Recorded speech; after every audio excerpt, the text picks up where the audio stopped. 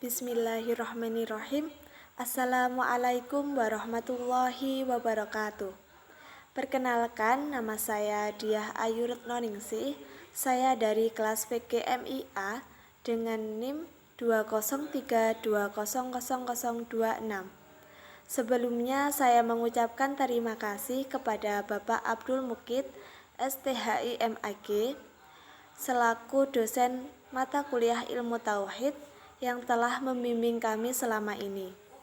Pada kesempatan ini, saya akan membuat video untuk memenuhi tugas ujian akhir semester mata kuliah Ilmu Tauhid dengan materi alam kubur dan akhirat. Ada 10 sub yang akan saya jelaskan, yaitu yang pertama, pengertian dari alam kubur, yang kedua, pertanyaan di kubur, yang ketiga, siksa dan pahala di kubur, yang keempat, yaumul ba'ats, yang kelima, hisab, yang keenam, siratal mustaqim, yang ketujuh, syafaat dan yang berhak memberi dan menerima syafaat, yang kedelapan, surga, yang kesembilan, neraka, dan yang kesepuluh yaitu penghuni surga dan neraka.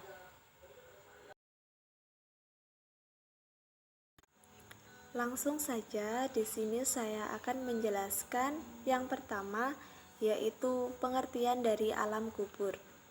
Alam kubur atau bisa disebut dengan alam barzah merupakan pintu gerbang menuju akhirat. Di alam kubur, manusia akan bertemu, ditanyai, dan diperiksa oleh dua malaikat, yaitu malaikat munkar dan malaikat nakir. Siapa malaikat munkar dan malaikat nakir itu? Ada yang tahu enggak? Iya, malaikat munkar dan malaikat nakir adalah malaikat yang bertugas menanyai di kubur. Mungkin kalian bertanya-tanya, apa aja sih yang ditanya oleh malaikat munkar dan malaikat nakir nanti di alam kubur?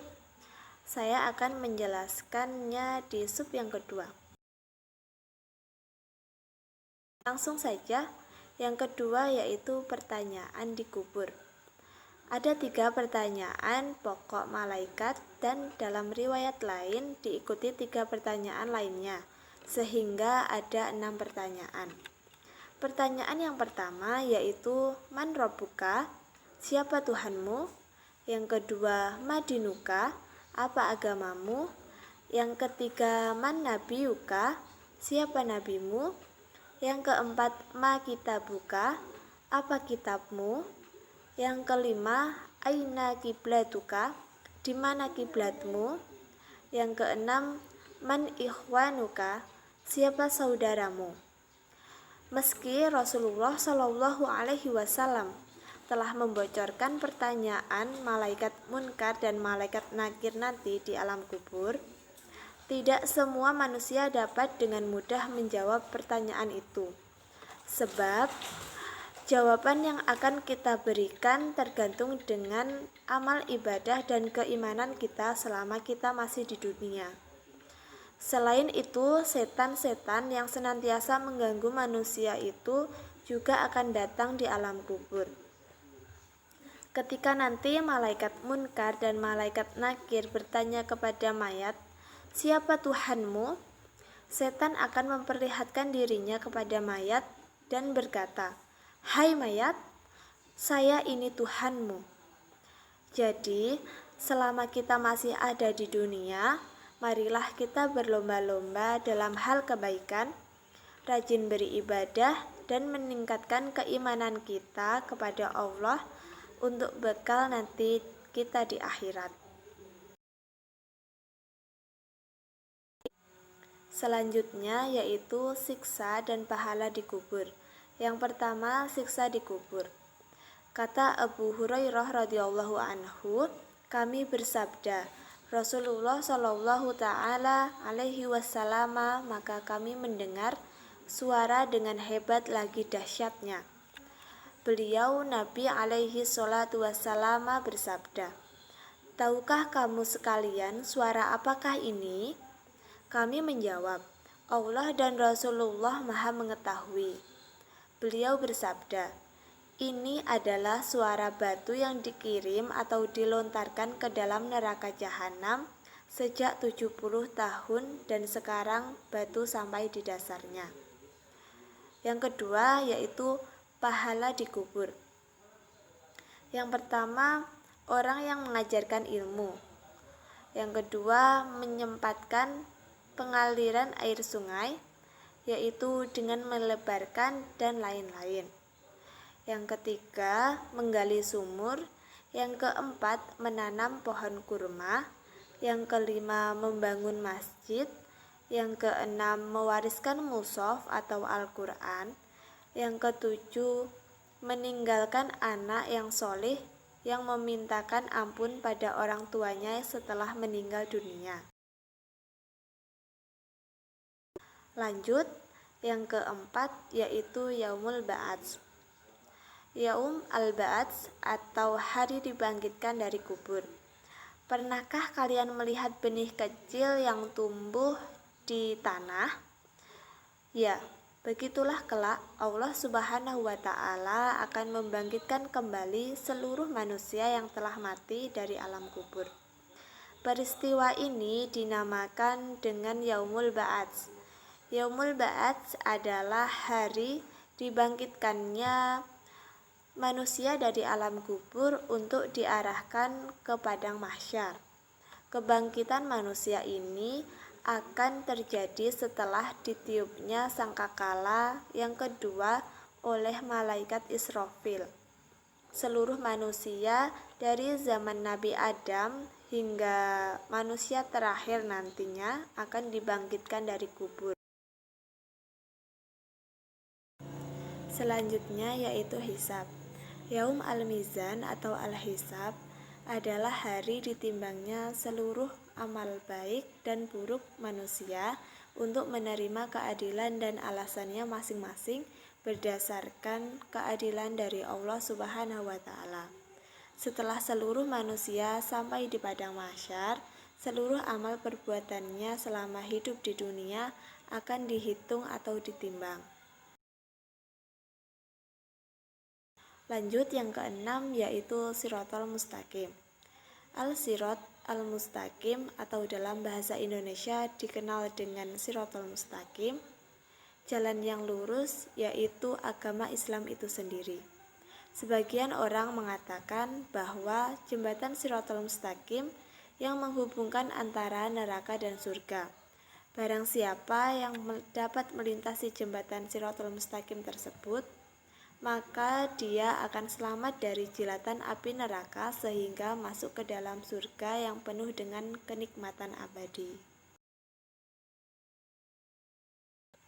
Selanjutnya yaitu syafaat dan yang berhak memberi dan menerima syafaat. Yang pertama syafaat.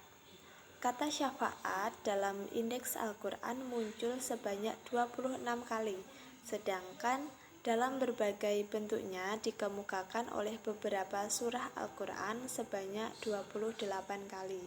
Secara etimologi, kata syafaat berasal dari kata al-syaf'u yang berarti genap, yaitu menjadikan sesuatu menjadi ganda. Syafaat merupakan lawan dari al-witru yang berarti ganjil. Kata syafaat terambil dari kata kerja yang berarti menggabungkan sesuatu kepada sesuatu yang lain sehingga menguatkannya. Kemudian yang kedua yaitu pemberi syafaat. Yang memberi syafaat di hari akhir adalah Allah Azza wa Jalla, Rasulullah Muhammad SAW, para nabi dan rasul dan lain-lain. Untuk mendapatkan syafaat dari Allah Subhanahu wa Ta'ala dan kekasihnya Rasulullah Muhammad SAW itu sangatlah gampang. Namun sebagian umat Rasulullah SAW malas untuk mencari syafaat. Yang ketiga yaitu penerima syafaat. Hanya yang diridhoi oleh Allah Subhanahu wa Ta'ala yang akan diberikan syafaat pada hari kiamat nanti.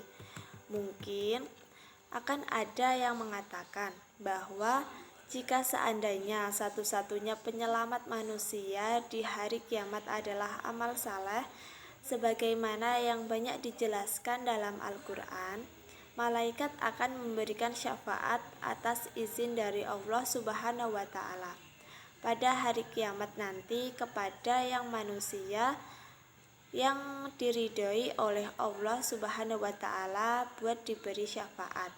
Namun malaikat di sini hanya sebagai perantara, yaitu manusia yang mendekatkan dirinya kepada Allah dengan iman dan takwanya, manusia yang semasa hidupnya di dunia selalu melatih diri mereka untuk mendekatkan diri kepada Allah Subhanahu wa Ta'ala.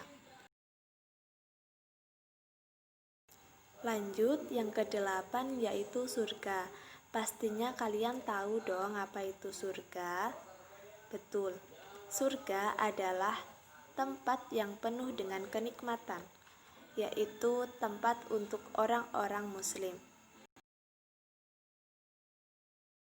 Selanjutnya, yang ke-9 yaitu neraka.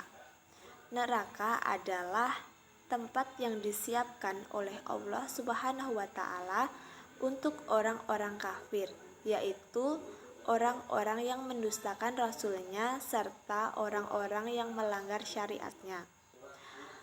Apakah kalian mau masuk neraka? Na'udzubillahi min dzalik. Pastinya kita semua tidak mau masuk neraka, karena masuk neraka adalah kerugian yang sangat besar dan merupakan sebuah kehinaan. Yang terakhir yaitu penghuni surga dan neraka. Penghuni surga. Yang pertama, surga Firdaus, yaitu tempat untuk orang-orang yang memiliki sholat yang khusyuk dan orang-orang yang sudah menjauhkan diri dari perbuatan maupun perkataan yang tidak ada gunanya. Yang kedua, surga An, yaitu tempat untuk orang-orang yang selalu bertakwa kepada Allah Subhanahu wa Ta'ala, di mana mereka merupakan orang-orang yang mempunyai amalan soleh, selalu berbuat kebaikan, hingga orang-orang yang selalu sabar. Yang selanjutnya yaitu surga Naim, yaitu tempat untuk orang-orang yang juga selalu bertakwa kepada Allah Subhanahu wa Ta'ala secara sungguh-sungguh, di mana tanpa mencampuri ketakwaannya dengan adanya urusan duniawi. Yang keempat yaitu surga Ma'wa, untuk orang-orang yang selalu beriman dan mengerjakan amalan soleh. Yang kelima yaitu surga Darussalam, tempat untuk orang-orang yang selalu mempertahankan keislaman dan keimanannya kepada Allah Subhanahu wa Ta'ala. Kemudian yang keenam yaitu surga Darul Muqamah, tempat untuk orang-orang yang selalu bersyukur kepada Allah. Kemudian yang ketujuh surga Al-Maqamul Amin, yaitu tempat untuk orang-orang yang bertakwa. Yang kedelapan yaitu surga Khuldi, tempat untuk orang-orang yang senantiasa menjalankan perintah Allah dan menjauhi segala bentuk larangannya. Selanjutnya penghuni neraka. Penghuni neraka yang pertama yaitu neraka Sa'ir, yaitu tempat untuk orang-orang yang berdusta. Yang kedua neraka Lazda, yaitu tempat untuk orang-orang yang meninggalkan atau tidak memberikan zakat. Yang ketiga yaitu neraka Sakor, tempat untuk orang-orang yang tidak mengerjakan sholat dan tidak mau memberikan makan kepada orang miskin. Yang keempat yaitu neraka Jahim, tempat untuk orang-orang yang mengikuti hawa nafsu. Yang kelima neraka Jahanam, yaitu tempat untuk orang-orang yang tidak pernah melakukan tobat terhadap dosa besar selama hidupnya. Yang kemudian yang keenam yaitu Hawiyah, tempat untuk orang-orang yang selama hidupnya tidak pernah melakukan kebaikan, seperti para wanita yang tidak pernah mengenakan jilbab, para pria yang menggunakan sutra dan emas, mencari rezeki dengan cara yang tidak halal, bahkan memakan riba dan masih banyak lagi. Kemudian yang ketujuh, neraka hutomah, yaitu yang diciptakan untuk orang-orang yang mengadu-adu. Baik, jadi itu sedikit penjelasan materi alam kubur dan akhirat yang dapat saya sampaikan. Semoga bermanfaat bagi kita. Apabila ada kesalahan dalam menyampaikan, saya mohon maaf. Wabillahi taufiq wal hidayah, waridho wal inayah. Wassalamualaikum warahmatullahi wabarakatuh. Terima kasih.